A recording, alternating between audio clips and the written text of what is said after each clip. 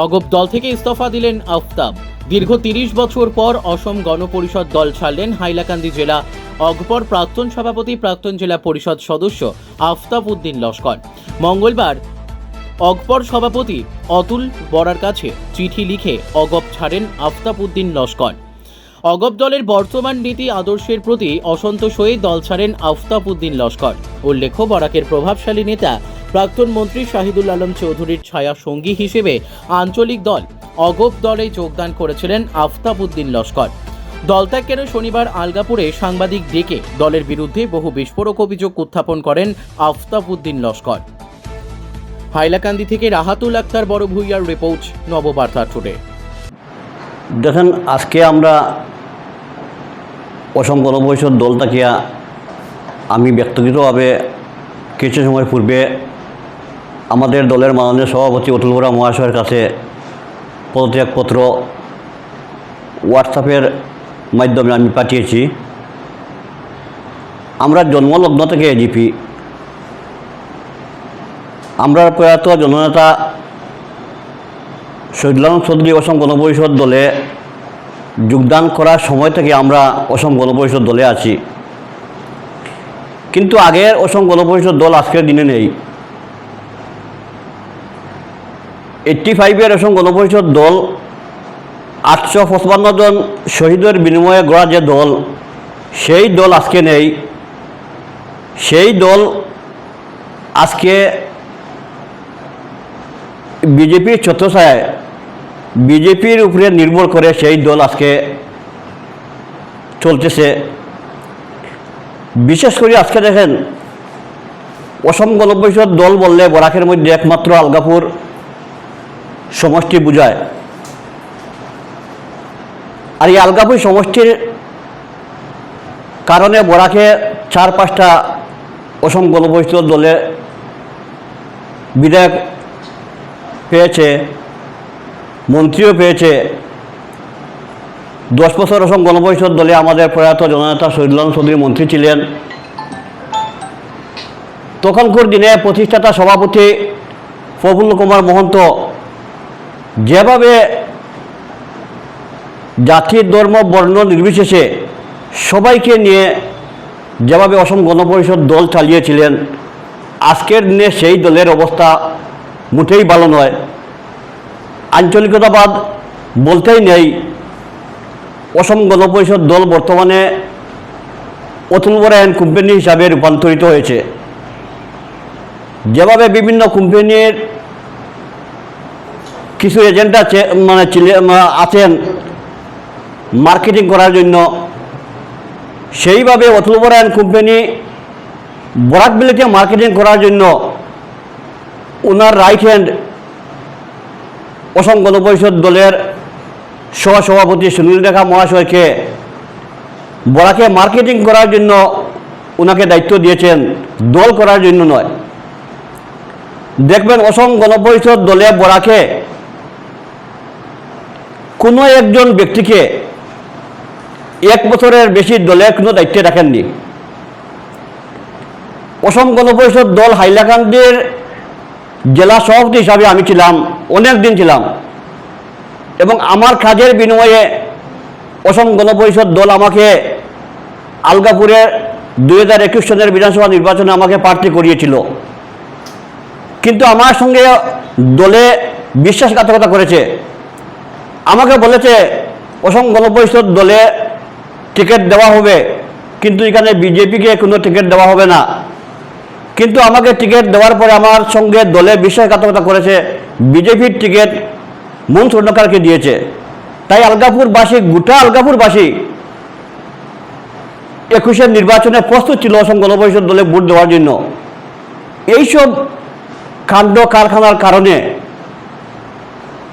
হাইলাকান্দির অসম গণপরিষদ দল করা সকল কর্মী, শহীদুল আলম চৌধুরীর শুভাকাঙ্ক্ষী যারা ছিল, প্রত্যেকে অসম গণপরিষদ দল রিজাইন করার জন্য আমাকে বারবার চাপ সৃষ্টি করছে। তারপরেও আমার দল রিজাইন করার জন্য আমার মন কোনো সময় আগ বাড়ি যায়নি। কিন্তু আজকে এই যে দলের যে অবস্থা, অতুল বরা অ্যান্ড কোম্পানির যে অবস্থা, আজকে করিমগঞ্জে দেখেন জেলা সভাপতি একজন মানে কে আছে, শিলচরে দেখেন, হাইলাকান্দিতে দেখেন, বর্তমানে হাইলাকান্দিতে জেলা সভাপতি কংগ্রেস থেকে টেনে এনে একজনকে রাজবর নামে, করিমন রাজবর, কংগ্রেস থেকে এনে সঙ্গে সঙ্গে ওনাকে দলের সভাপতি দেওয়া হয়েছে। ওনার কি অবদান আছে অসম গণপরিষদ দলে? আজকে শিলচরের কবির ভাই, উনি দলের সভাপতি, আমি ওনাকে সম্মান করি, কিন্তু অসম গণপরিষদ দলে কবির ভাইয়ের কী অবদান আছে? আজকে করিমগঞ্জের যে জেলা সভাপতি তাফাদার, অসম গণপরিষদ দলের সঙ্গে কী অবদান আছে?